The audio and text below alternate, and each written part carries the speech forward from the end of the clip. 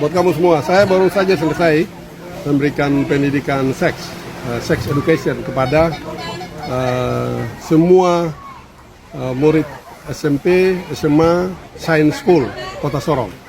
Dan saya bersyukur sekali dari sekolah memikirkan ini, pendidikan seks ini menjadi pendidikan yang dasar untuk anak-anak usia remaja, begitu.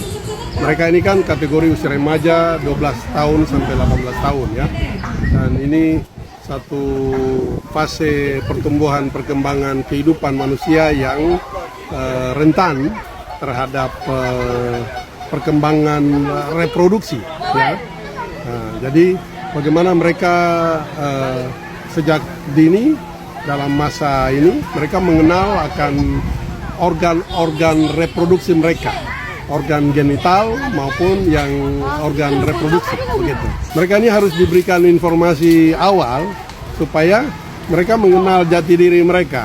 Saya laki-laki, saya perempuan, dengan pertumbuhan perkembangan masa pubertas ini, di mana secara primer, sekunder itu terjadi ya. Nah, mereka harus mengenal jati diri. Oh ya, saya perempuan, saya laki-laki, begitu.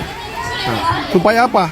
Kita mencegah deviasi seksual itu, penyimpangan seksual yang bisa misalnya perempuan suka sama perempuan, laki-laki suka sama laki-laki, begitu. Tidak ada itu, yang ada hanya dua, laki-laki dan perempuan.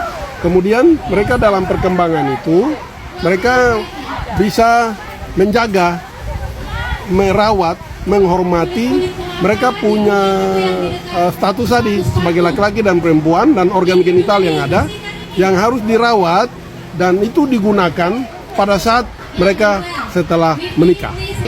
Karena hari ini banyak remaja yang sudah hamil di luar nikah, begitu. Banyak remaja yang kena penyakit-penyakit infeksi menular seksual, ya. Itu banyak yang terjadi. Kenapa? Karena mereka melakukan hubungan seks bebas, begitu.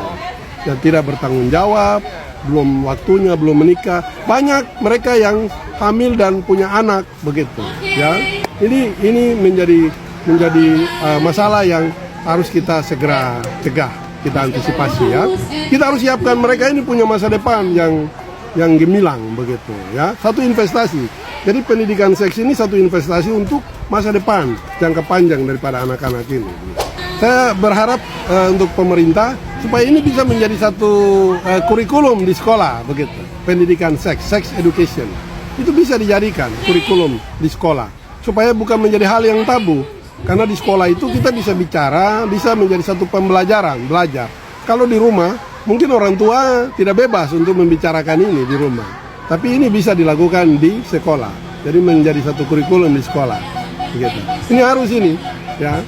Semoga saja ada pemerintah daerah, terutama di Kota Sorong, yang bisa punya kebijakan untuk ini.